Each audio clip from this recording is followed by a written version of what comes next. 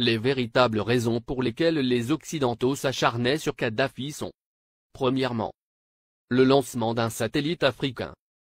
C'est Kadhafi qui offre à toute l'Afrique un satellite de télécommunication et opère la première vraie révolution des temps modernes. Ce satellite assure la couverture universelle du continent pour la téléphonie, la télévision, la radiodiffusion et de multiples autres applications telles que la télémédecine et l'enseignement à distance. Pour la première fois, une connexion à bas coût devient disponible sur tout le continent jusque dans les zones rurales grâce au système par pont radio WiMAX. Cette histoire démarre en 1992 lorsque 45 pays africains ont créé la société Rascom, pour disposer d'un satellite africain et faire chuter les coûts de communication sur le continent.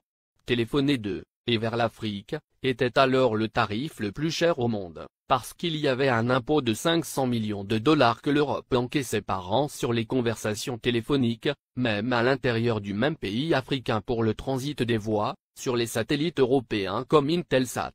Un satellite africain coûtait juste 400 millions de dollars payables une seule fois et ne plus payer les 500 millions de locations par an. Quel banquier ne financerait pas un tel projet? Mais l'équation la plus difficile à résoudre était: comment l'esclave peut-il s'affranchir de l'exploitation servile de son maître, en sollicitant ce dernier pour y parvenir? Ainsi, la Banque mondiale, le FMI, les États-Unis et l'Union européenne, ont fait miroiter inutilement ces pays pendant 14 ans. C'est en 2006 que Kadhafi met fin au supplice de la mendicité aux prétendus bienfaiteurs occidentaux, pratiquant des prêts à taux usuraires. Le guide libyen a ainsi mis sur la table 300 millions de dollars, la Banque africaine de développement a mis 50 millions, la Banque ouest-africaine de développement 27 millions, et c'est ainsi que l'Afrique a depuis le 26 décembre 2007 le tout premier satellite de communication de son histoire. Dans la foulée, la Chine et la Russie s'y sont mises, cette fois en cédant leur technologie et ont permis le lancement de nouveaux satellites, sud-africains, nigérians, angolais, algériens et même un deuxième satellite africain est lancé en juillet 2010. Et on attend pour 2020, le tout premier satellite technologiquement 100% africain est construit sur le sol africain, notamment en Algérie. Ce satellite est prévu pour concurrencer les meilleurs du monde mais à un coût 10 fois inférieur. Un vrai défi. Voilà comment un simple geste symbolique de 300 petits millions peut changer la vie de tout un continent. La Libye de Kadhafi a fait perdre à l'Occident pas seulement 500 millions de dollars par an, mais les milliards de dettes et d'intérêts que cette même dette permettait de générer à l'infini et de façon exponentielle, contribuant ainsi à entretenir le système occulte pour dépouiller l'Afrique. Deuxièmement, l'institution d'un fonds monétaire africain entre autres. Les 32 milliards de dollars saisis par M. Obama appartiennent à la Banque centrale libyenne, et prévus pour la contribution libyenne à la finalisation de la Fédération africaine, à travers 3 projets phares. 1. La Banque africaine d'investissement à Sirte en Libye. 2. La création en 2011 du Fonds monétaire africain avec un capital de 42 milliards de dollars, avec Yaoundé pour siège. 3.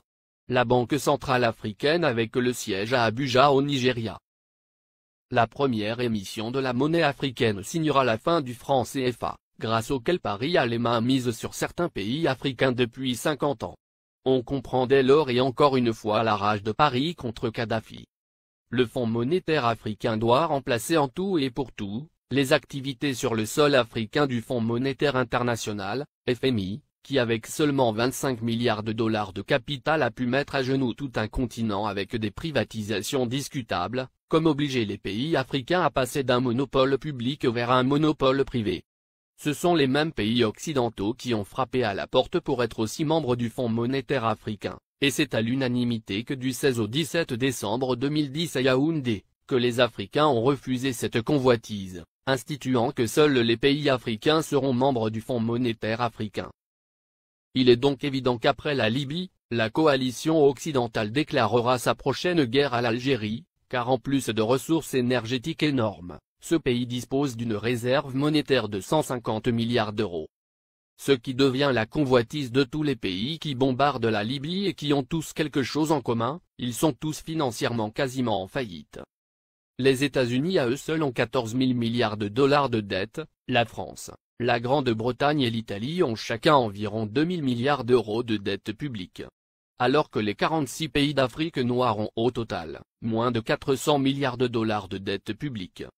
Créer des fausses guerres en Afrique dans l'espoir de trouver de l'oxygène pour continuer leur apnée économique, qui ne fait que s'empirer ne fera que enfoncer les Occidentaux dans leur déclin qui a débuté en 1884 lors de la conférence de Berlin.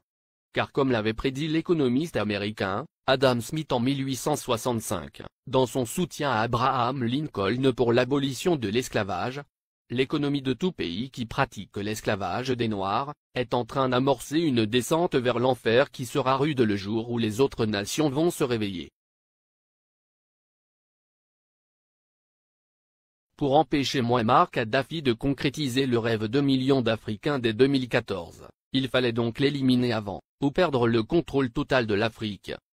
Voici toute la raison qui guida la France, les États-Unis, la Grande-Bretagne et leurs alliés dans leur campagne contre Kadhafi.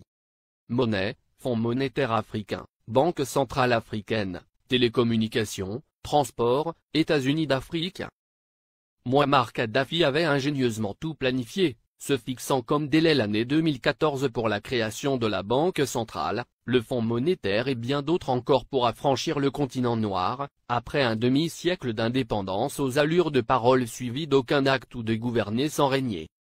Après avoir émis l'idée en 2000, lors du sommet de l'Organisation de l'Unité africaine, il a obtenu la création de l'Union africaine quelques années plus tard, le guide libyen pousse le bouchon plus loin. Satellite africain et Afriquia, deux idées concrètes pour l'unité. Mouammar Kadhafi pousse ses pairs à acheter un satellite africain pour que l'Afrique ait son indépendance en matière de communication. Il préfinance cet achat avec plusieurs centaines de millions de dollars américains. Il s'est dépensé sans compter. Ainsi pour acheter le satellite africain, il a mis 300 millions de dollars sur la table, témoigne Moustapha Cissé, ancien ambassadeur du Sénégal en Libye, et ex-conseiller spécial de l'ex-président sénégalais Abdou Diouf, en charge du monde arabo-islamique. Le guide de la Jamaïria libyenne offrit ainsi Rascom CAF 1, le premier satellite de télécommunication entièrement dédié au continent africain et ses îles. Il a été mis en orbite le 20 décembre 2007. Cela a été le premier lancement de l'histoire pour tous les pays africains. Kadhafi lance également la compagnie de transport aérien, Afriquia Airways, qui assure la liaison entre les capitales africaines et régions du continent. La compagnie offrait 4 vols réguliers entre Tripoli et Dakar, Abidjan et Le Caire, et bien d'autres. Beaucoup de gens utilisaient la ligne Afriquia pour aller à Paris. Parce qu'on pouvait faire Dakar, Tripoli, Paris, et retour à 400 000 francs CFA, 615 €, ajoute le diplomate sénégalais. Alors Tripoli était devenue une plateforme de communication entre l'Afrique, le monde arabe et l'Europe. La monnaie et la Banque centrale africaine en 2014. Kadhafi avait proposé la mise en place d'une union monétaire africaine, UEMA. Il avait dégagé 30 milliards de dollars pour la création de l'UEMA qui devrait avoir Yaoundé au Cameroun pour siège. Il avait également prévu la création d'une banque centrale africaine, BCA, qui devrait installer son quartier général à Abuja, la capitale fédérale du Nigeria. Il était question que cette banque africaine commence à émettre une monnaie africaine à partir de 2014, ce qui ne plaît pas aux Occidentaux, parce que ça nous permettrait de nous passer du franc CFA, et des autres monnaies qui ne font que briser nos économies. Kadhafi avait une politique africaine très dynamique.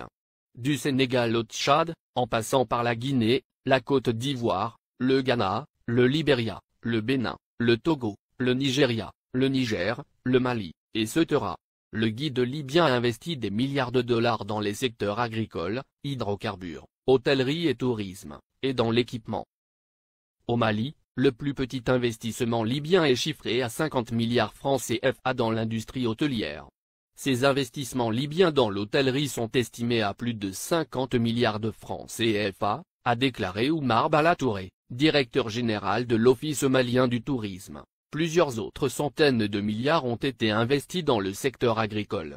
Pour les Maliens, Kadhafi est un homme qui s'est engagé pour la cause africaine. Le Conseil national de transition, CNT, est considéré au Mali comme un organe rebelle soutenu par la communauté internationale. Dès le début de la révolte à Benghazi, et l'entrée de l'aviation étrangère, des associations musulmanes et des partis politiques avaient organisé à Bamako des manifestations de soutien à Kadhafi, dénonçant une invasion occidentale. Le guide libyen a, par ailleurs, dégagé plusieurs milliards de dollars pour la création de banques sahélo-sahariennes au Sénégal, Mali, Niger, Mauritanie, Tchad, et Ceuta, et le rachat de plusieurs compagnies occidentales en Afrique pour réduire leur emprise sur les économies du continent. C'est par exemple le cas de Mobil Oil, du groupe américain, ExxonMobil, qui est devenu Oil Libya dans la majeure partie de la sous-région ouest africaine. La Guinée-Conakry doit sa toute première chaîne de télévision à Mouammar Kadhafi. Il le lui a offert au nom du peuple libyen comme présent au peuple frère de la Guinée en 1979. Il a également équipé l'armée guinéenne, de l'armement lourd aux uniformes des soldats pendant plusieurs décennies. Sans compter un appui financier gigantesque. La vie des Libyens de l'ère Kadhafi. 1. La Libye était le dernier pays sur la liste des pays endettés, la dette était à 3,3% du PIB, en France, elle était à 85%, aux USA à 88,9%, au Japon à 225,8%. 2. L'électricité à usage domestique était gratuite. 3. L'eau à usage domestique était gratuite. 4. Le prix d'un litre d'essence était de 0,08 €. 5. Les banques libyennes accordaient des prêts sans intérêt. 6. Les citoyens n'avaient pas d'impôts à payer, et la TVA n'existait pas. 7. Chaque famille libyenne, sur présentation du livret de famille, recevait une aide de 300 € par mois. 8. Pour chaque étudiant voulant faire ses études à l'étranger, le gouvernement de Kadhafi attribuait une bourse de 1627 € par mois. L'ONU, la France et les USA ont bombardé la Libye pour défendre leurs intérêts, objectif principal, détruire la création des États-Unis d'Afrique.